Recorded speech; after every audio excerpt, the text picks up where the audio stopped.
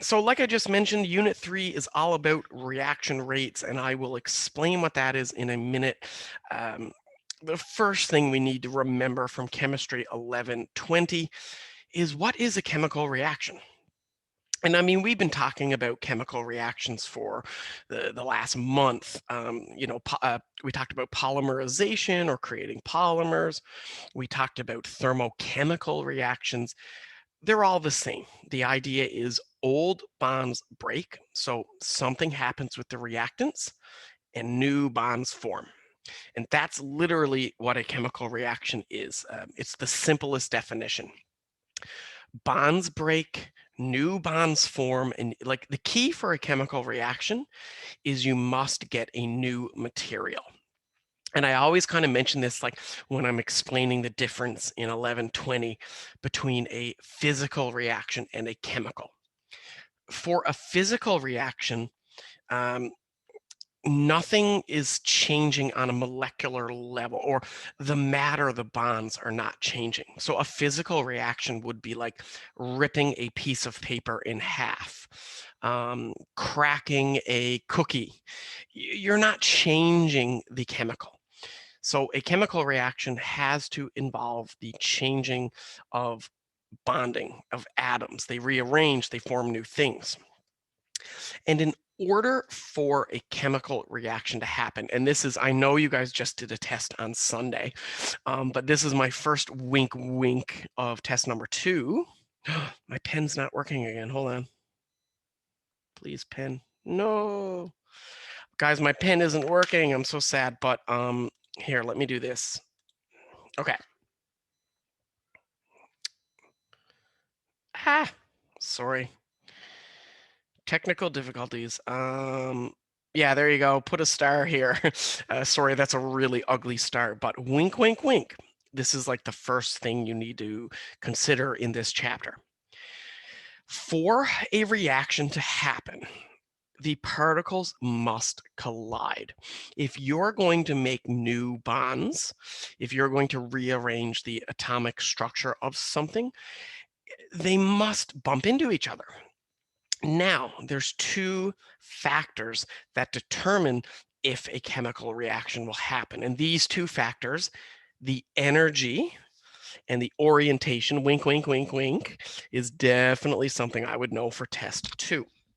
This is all part of collision theory.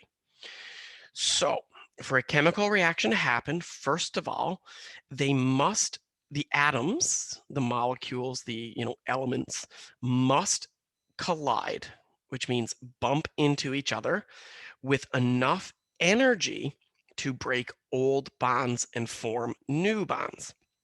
And this kind of goes back to what we did in chapter 2. I'll talk a little bit about this maybe today if I have time, but this energy is called activation energy. Aha, okay, I can write again. So activation energy. Think about lighting a lighter, So I don't know if there's any smokers in here, but if you've ever lit a candle and you use a lighter, the chemical inside of a lighter is called butane. And it's definitely combustible. It's, it's flammable, but it needs a little kick to get started. So the lighter in your pocket, or, you might have a lighter in your kitchen for candles, it doesn't just spontaneously react. It doesn't just boom, catch on fire. What it needs is a little kick, a little boost in energy. And that, in the example of a lighter, is the spark. So again, if you have any experience lighting a lighter, you roll your thumb on the top of the device to create a spark, and that spark gives the butane enough energy to combust. The other part, so that's part 1, the energy. The other part of a chemical reaction is the atoms have to actually collide with the correct orientation. Now, what do I mean by that? Think about putting your shoes on, right? You have a left shoe, you have a right shoe, you have a left foot and a right foot. And by shoe, I mean sandal or slipper or even socks. The only way to get a shoe on is to put the left shoe facing forward on your left foot facing forward. You can't put your right foot into your left shoe. I mean, you can, but it's not really going to work, is it? So for a chemical reaction to happen, they need to have enough energy to actually break and form new bonds. And the atoms have to be lined up in a way so that they click into place. Again, like putting your foot into a shoe, like putting together a Lego set. You can only put it together in one way. That's collision theory. Wink, wink, wink. Definitely need to know that. So here are 4 collisions, and here I'm talking about orientation. I'm very happy my pen is working. Okay, so Abdul Halim, I didn't, sorry guys, I'll get back to this in 1 second. So yeah, I'm not up to date with your labs. I haven't talked to Miss Michelle in a few days, but if Miss Michelle mentioned that your labs are canceled this week, that's fine. I don't know who, like we kind of don't keep in touch all the time, but there might have been another case or something might have happened. I know Michelle earlier in the semester wanted to delay the labs a little bit because you guys were doing the labs before I did that in the course. So, okay. Thank you, Abdul Halim, for letting me know. If Miss Michelle said that the labs are canceled on this week, then you'll do it next week, which is good because that will give you some time to learn the material. Again, I'm not your lab instructor, so always listen to Miss Michelle about your lab. All right, cool. Thank you for letting me know. These last like 3 days have been kind of a blur. It's just everything just is so different now, and I can't leave the house. It's so weird. I'm sure some of you guys have done quarantines, but this is my first quarantine. So, anyways, it's all a blur, but I feel good. I have Netflix, I have Amazon Prime, and OSN. I'll survive. Aisha, I would check with your instructor about your labs. So if you have Mr. Robinson, I think his name is Walter. I can't remember. He's new to the School of General Education, but check with your lab instructor. Check with your D2L about your labs this week. Again, I am not your lab instructor. So if you're not sure about your labs, send Mr. Robinson, I think his name is, or Robertson, send Miss Michelle an email. They'll get back to you. Also check your D2L for your lab section. Your lab section D2L is different than my section. So check that out. I don't want to give you guys fake news. Okay, so again, please check your lab D2L. If you don't know, don't miss a lab. Send your instructor an email. They'll get back to you as soon as possible. I normally would have these answers, but I've kind of been in a weird place the last few days with the corona possibility. Anyways. Okay, so this slide here is all about the orientation. The idea is this green molecule, in this case, this is probably HCl, and this is ethane. In this situation, we're trying to get the hydrochloric acid, the HCl. You don't need to know the name of these chemicals, don't worry. But we're trying to get this chemical to break the double bond. Okay, and in order to break the double bond, what needs to happen is that the hydrogen must touch the double bond. It's going to react with the electrons in that double bond. Okay, so in the first collision, it's good. The hydrogen is touching, it's lined up, it's touching the double bond, the reaction can happen.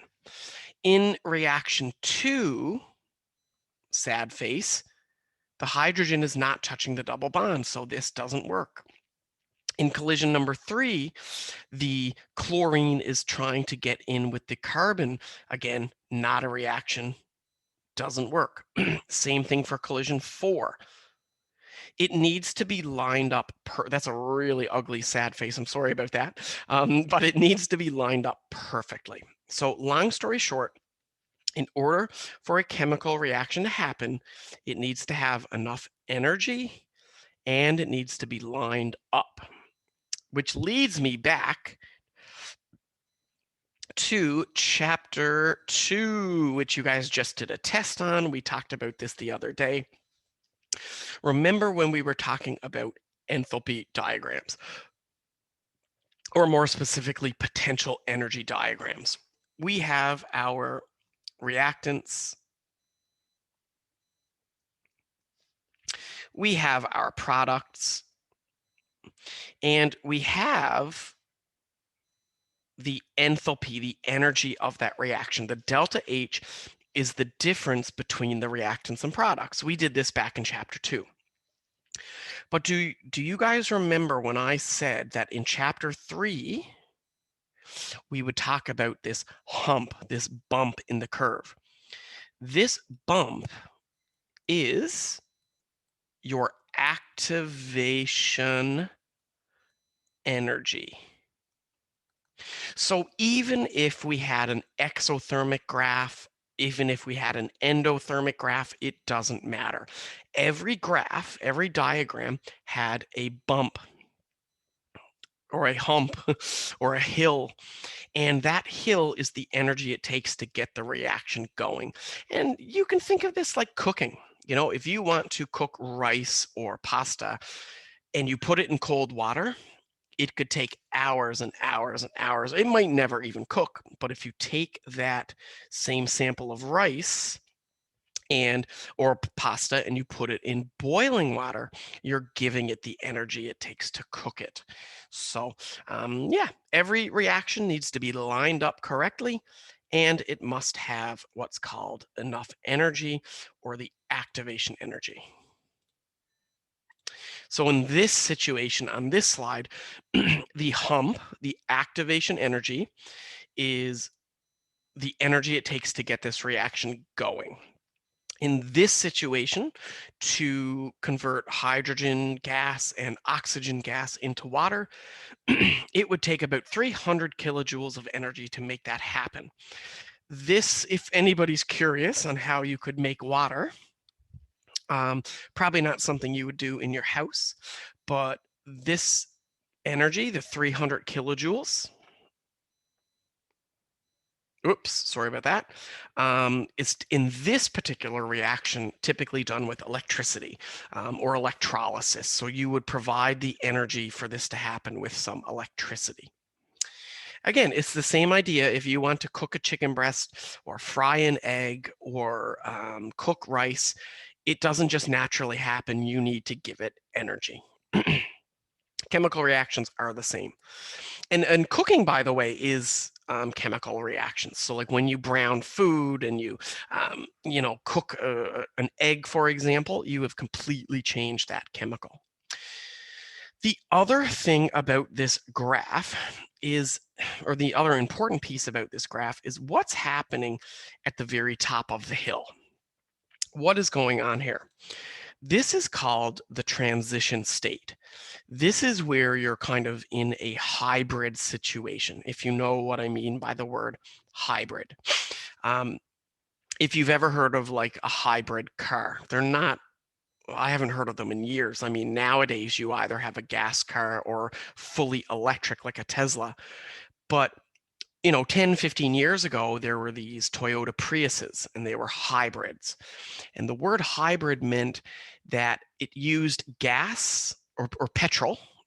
We say gas in Canada, but I mean petrol sometimes, and then other times it used electricity. So driving 100 kilometers on the highway, the hybrid would use petrol. Driving 30 kilometers an hour around the college parking lot, it would use electricity. And the word hybrid meant that it used a combination of petrol and a combination of electricity. So here, the transition state, this hybrid, is where, that's an H, by the way, it doesn't look like an H, is where you're in between the reactants and the products. The bonds of the reactants are starting to break, the new bonds of the products are starting to form, and this is at your maximum energy level. All right, cool. So the transition state for this reaction, and you guys don't memorize this slide. Do not study. But in this reaction, it's the reaction between hydrogen gas and fluorine gas to make hydrogen fluoride or hydrofluoric acid, same kind of thing. And the transition state is where it's in the middle. It's the best way I can say. It's not quite the reactants. It's not quite the products. The bonds are beginning to break and form. And you don't need to study or draw this. Don't worry. Okay. All right, I have an idea. I definitely want to get to the definition of reaction rate, but I do have 2 practice problems we'll do first. Now, guys, this practice problem is review. You had a question about this on your test on Sunday. We've done questions like this before, but there is one new thing. Okay, this idea of activation and wink, wink, wink, you will definitely need to know this for test number 2. When I say draw, I mean sketch. This is not physics. I am not looking for a perfect graph. I want you to roughly sketch what this diagram would look like. Now, as Abdul Halim just said, that's perfect. I was really hoping somebody would mention this. This is an exothermic graph, which means the products will be, in this case, lower because they're losing this energy. Okay, so this is definitely exothermic. Now, what exothermic means, if I draw my graph, this is going to be a very rough sketch here. But if I draw my graph, it will look like this. Let me redraw that again because I need a bit more room here for my reactants. So boop. All right, there we go. This is an exothermic graph. The energy of the products are lower. That means the reaction is losing energy. Okay, so let's pick a different, well, okay, let me write my reactants in. So I have carbon plus 2, my pen. Oh no. Okay, hold on. Okay, there we go. I have carbon plus 2 hydrogens, and my reactants are methane. Okay, so there's my products, there's my reactants. Sorry, I'm just drawing that again, and I made a mistake. Oh well. So what about the numbers? Well, let's first, before we worry about activation energy, let's get that heat term drawn in here. So what I mean is, let's get this guy drawn in. That is my delta H. That's the energy that this equation is losing. Oh, I don't know why my pen is being so mean to me today, but this would be 74.6 kilojoules. Positive. You don't need to put the positive in, but it helps. Okay, so your delta H is the energy, the difference in enthalpy, the difference in energy between the reactants and products. Okay, so nothing here is new. You guys have done this before. What about this guy, the EA? Well, the EA, the activation energy, is the distance between your reactants and the top of the curve. So my EA here is 175 kilojoules. You'll notice, I don't need to say per mole, you can just say kilojoules. You'll notice that, guys, this is not to scale. If you graph this using a computer, it would look different. Like, I'm not looking for scale. I'm looking for 3 things. I want the graph to look like an exothermic graph, meaning the energy of the products is lower. I want to see your enthalpy, your delta H included, and I want to say your EA, your activation energy included. If you have those 3 things, I'm happy. For a full answer, you can also include the reactants and products. Okay, we're almost done. I'm not going to go too crazy today. It's been quite a week. I know you guys have midterms as well. So let's do one of these together. And then I want to introduce what the heck reaction rate even is. That's like the key of this chapter or this unit. And then that's it. Okay, so just 5 more minutes or so. I'm going to put myself on mute.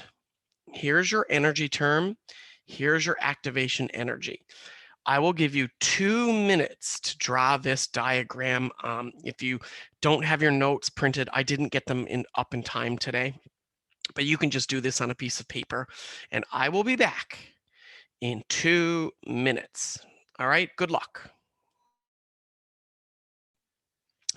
All right, so obviously we are dealing with an endothermic graph this time, meaning the energy of the reactants, or sorry, the energy of the products will be a little higher than the reactants. And if I was going to do this like a physics problem, if I was going to be very perfectionist here, I would try to draw this to scale. Don't do that to yourself for chemistry. What I mean is give yourself enough room to actually make this sketch. I'm not looking for it to be to scale. So this is not math or physics. What I'm looking for is that the energy of the products is a little higher. I did the same thing as I did last time. Let me try that again. What I mean is I'm not making my reactants line big enough. There we go. Again, this is obviously not to scale. This is just a rough sketch. Okay, you'll notice that my products are higher in energy than my reactants because this is an exothermic graph. So this you would put down 11.1 kilojoules. That's my delta H, okay? And my activation energy. Now, again, guys, this is not to scale, but it doesn't need to be, is 250 kilojoules. And that's it. That is a potential energy diagram. I guess it's not really fully labeled.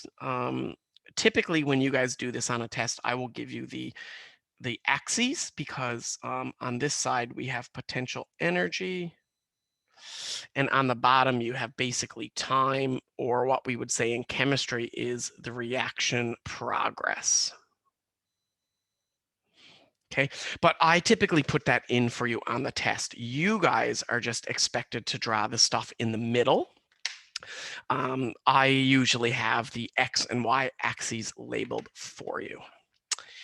All right. And Abdul Halim, yeah, I figured that. There's only 11 or 12 people. You're all pretty busy. And yeah, no, Aman, that's true. I have no questions from Aman. So yeah, interesting. Huh. Okay. Well, that's fine. I just got one thing extra I want to show you, and then halas. And this is it. Well, hold on. Let me just see. Okay. No, one slide and we're done. If you guys were doing your lab this week, which I kind of hoped you were, but it makes sense if people are busy with midterms, for example. I don't think Miss Michelle has corona or anything, but again, this would be what you needed to know for your lab this week. But this is a perfect slide to end this class on. This chapter is about reaction rates. Guys, reaction rates in simple words is how fast a reaction happens. Now, look at the bottom of the slide. Look at the 2 different reactions there. On the left, on the bottom of the slide, I have an explosion. On the right, on the bottom of the slide, I have rusting. Explosions are reactions that happen in a nanosecond, like literally less than 1 second, an explosion will happen. Rusting of a metal can take days, weeks, months, even years. not all chemical reactions happen at the same rate. So the rate of a reaction is measured very similar to your speed limit on, say, the expressway or C ring. Your speed limit, let's take average speed limit on a highway, it might be 100, it might be 120 kilometers per hour. So that means, let's just take 100. It will take you, if you're driving at 100 kilometers per hour, it would take you 1 hour to drive 100 kilometers. Well, reaction rates are the same thing, but instead of using kilometers per hour, we use mole per liter per second.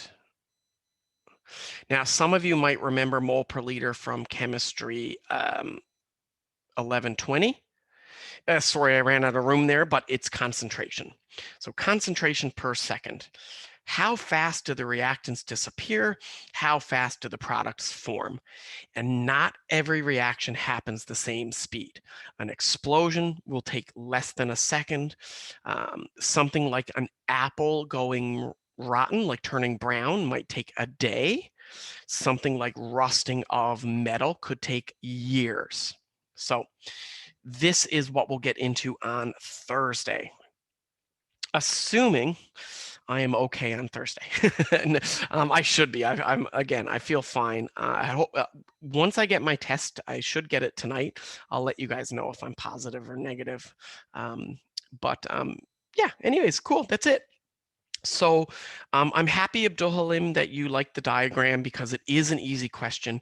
And wink, wink, wink, in test number 2, you might have to draw one. So not pick it from a multiple choice. You might actually need to sketch it like this. Okay, wink, wink, wink, cough, cough, cough. All right, guys, take care. Don't worry about chemistry, meaning you did your test on Sunday. Focus on your midterms. Study for your midterms in whatever program you're doing. You guys won't see anything for chemistry for a few weeks. Like there's a test in March and you have a couple more labs, but forget about chemistry. Start working on your midterms. All right, good luck, everybody. Take care. If you have any questions, let me know. Thank you. I hope I'm fine too, Abdullah. I'm sure I will be. Well, inshallah. Thank you. Thank you, sir. Have a great day. So Yes. I hope your test is negative. Me too. Me too. Thank you so much. See you. See you. All right. Bye, everybody. Take care.